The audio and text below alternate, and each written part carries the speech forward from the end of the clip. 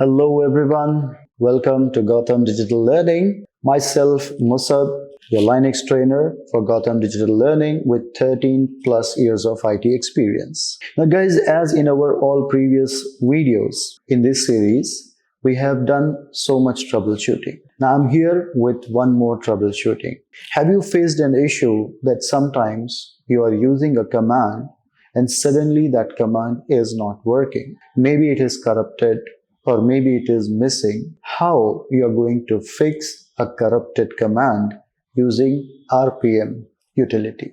Assume that I have some command. For example, you use so many commands. You have mount command, you have date command, you have lscpu command, or any other command in your Linux environment. Now, if that command gets corrupted, what is that you're going to do to fix it? One thing is you can just reinstall the software associated to it and the command will be fixed up. But the question here is, how can I know which command is associated with which package? If you know that, then only you are able to recover it. So let's find out how to find which command is associated with which command. Suppose I have date command. Now if you want to see date command is associated with which command, first you have to find the location of date script. So when I say which date, it tells you that the date script is available here, usr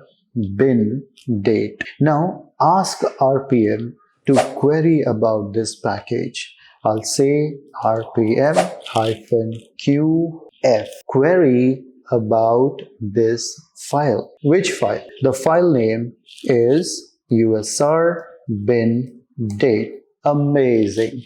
Now you see it is telling you that this package is going to be providing you that command. Now anytime if the command is corrupted, find the package and just reinstall it. Now this does not make sense if I don't corrupt something and fix it. Now you see guys, we have two commands. One is mount command and the other command is date command. If I check which mount and which date, these two are the locations of my mount command and script command and the date command. Now if I interchange this script, maybe I'll copy the mount script and I'll corrupt the date command. Or let's be little humble.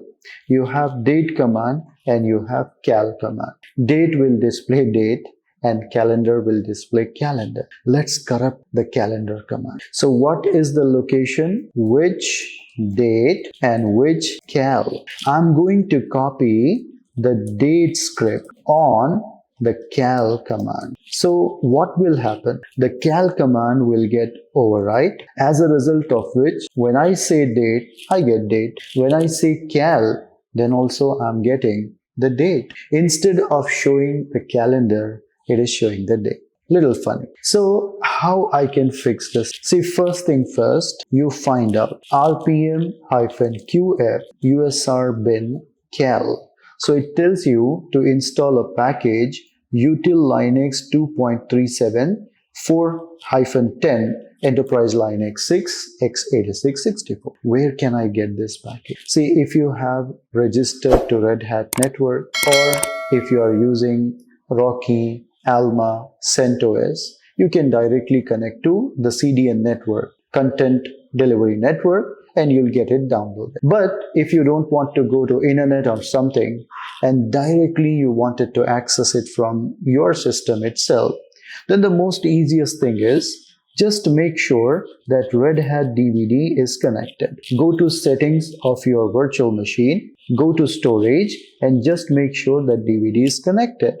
If it is not connected, then click on that tab, browse your system wherever you have kept that image and just connect to it. We saw this step in our installation video. If you have not yet watched the installation video, you can go back and see how to work with Oracle VirtualBox. Now, as I have connected to my system, the Red Hat DVD, now I'm going to mount it. How to mount it? Mount /dev sr0. /dev sr0 is the name for your DVD. where you want to mount it. Basically, you can take any directory of your choice, but we prefer going with media to mount external devices. Now your DVD is mounted. Go into your DVD. In here, you see there are two options, AppStream and BaseOS. AppStream contains all third-party software and BaseOS contains all OS related software. So this util Linux, what we have find out, this will be available in BaseOS. Why? Because it is an OS software.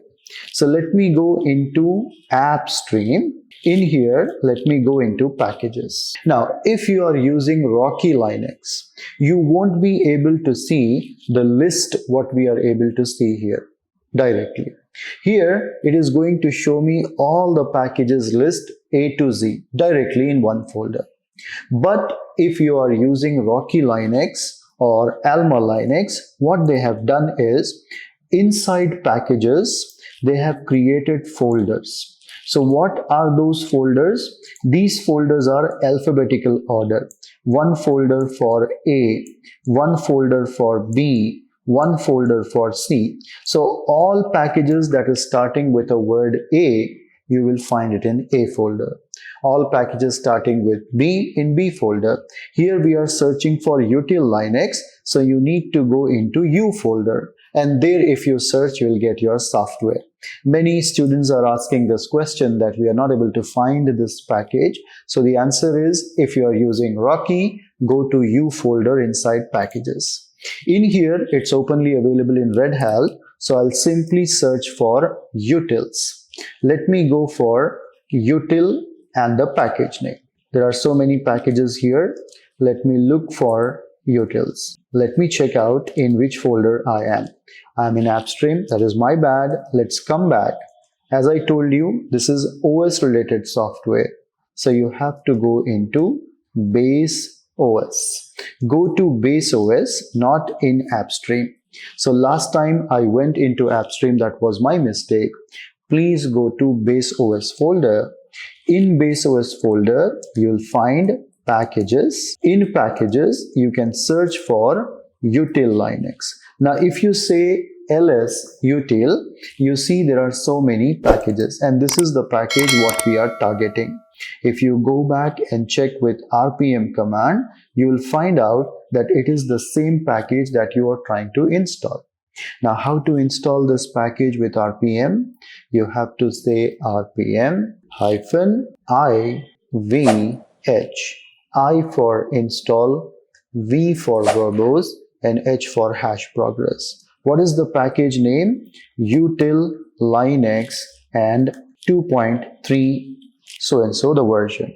Now, when I hit enter, the package must get installed. See, let us find out, is my issue resolved? No. Why is that so?